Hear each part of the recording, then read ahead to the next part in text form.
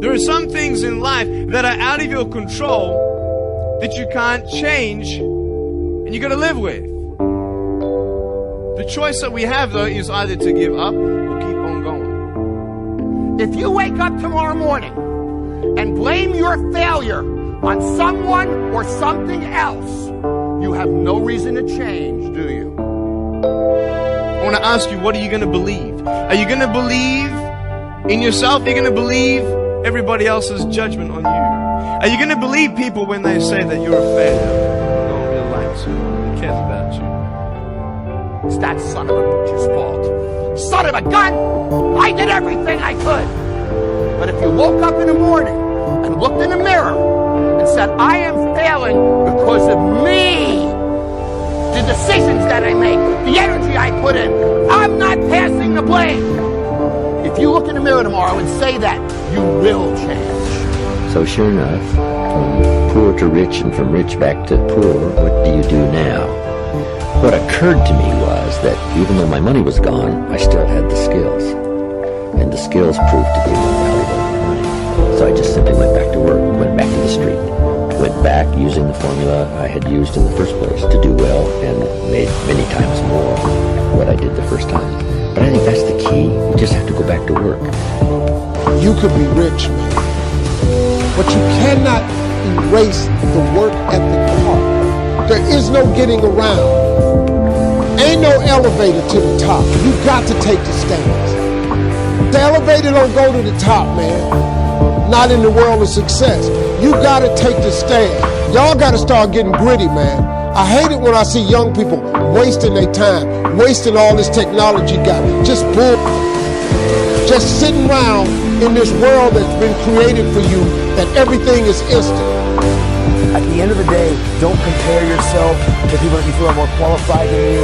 Don't compare yourself to people that you think that are more talented than you. At the end of the day, don't compare yourself to other people's gifting. At the end of the day, hard work works.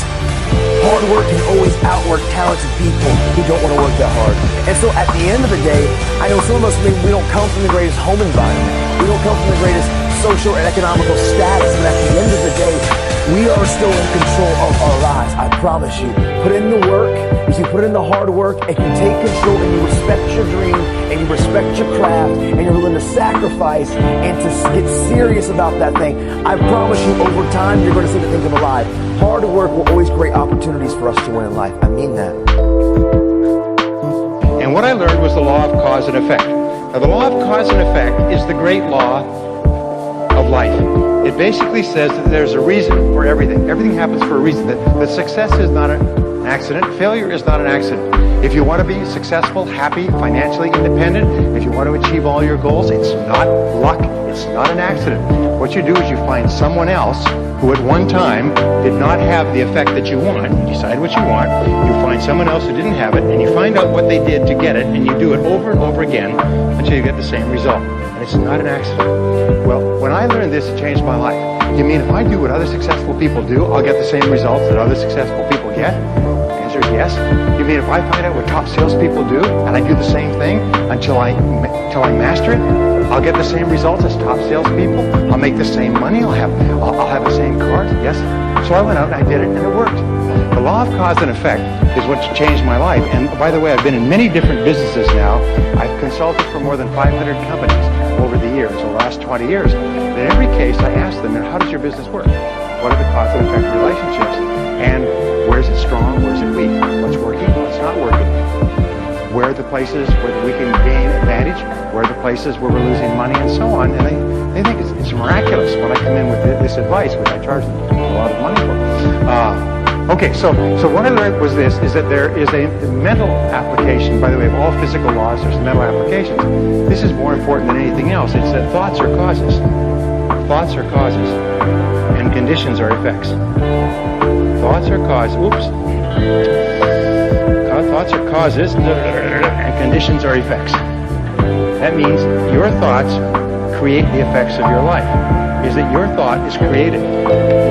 You're almost like a magician in your own life. You create your world by the way you think. And the interesting thing is, it's not the way you thought yesterday or the way you might think tomorrow. It's the way you think at this minute, at this moment. It's the way you think in the now that determines your life. And your thoughts are constantly creating your world on a forward basis. The wonderful thing about our society, a free society like Singapore, is that at any given time you can draw a line under the past and you can say, that was the past, but this is how I'm going to think in the future. And your whole life, just like turning the wheel of a car, goes in a different direction. If you change your thinking, you change your life. And when I learned this, you mean your outer world merely reflects your thoughts? Your outer world is merely an image of your inner world? Is that you keep attracting into your life people and circumstances in harmony with your thinking? Is that everything you have in your life you've created by the way you think? And that if you don't like anything, you can change the way you think and attract something different? Yes, all of that's possible. And once you learn that, you realize there's only one thing in the universe over which you have complete control. What is that? You only control one thing in the world. What is it? You can control your thinking. You can't control other things. You can't control the traffic, and you certainly can't control the weather, but you can control your thinking. And that's enough. Because if you will control your thinking, you control the whole world. Singapore is a tribute to human thinking. Singapore is merely an external expression of the very best thinking that has gone into building this country.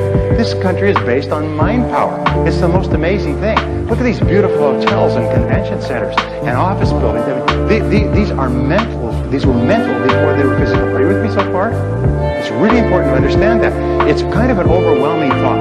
I had a hard time with it when I was in my early 20s. You mean my life, which was not that great, has been created by myself?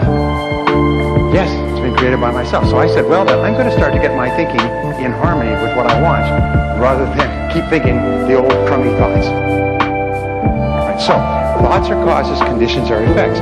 Now what this means, and it brings us to the great law, which is the foundation of all religion and all philosophy, is that you become what you think about most of the time. You become what you think about most of the time. This is the underlying principle of all religions, all philosophy, all psychology, all success, all metaphysics. Everything is you become what you think about most of the time. So the question is, what do you think about most of the time? By the way, this law is always true, except there are a couple of exceptions. If there weren't exceptions, then every young man would turn into a young woman by the age of 20. But nonetheless, you do become what you think about most of the time. Now, one of my subjects when I was poor is I began to study self-made millionaires. Self-made millionaires are people who start with zero and within one working lifetime pass the $1 million mark.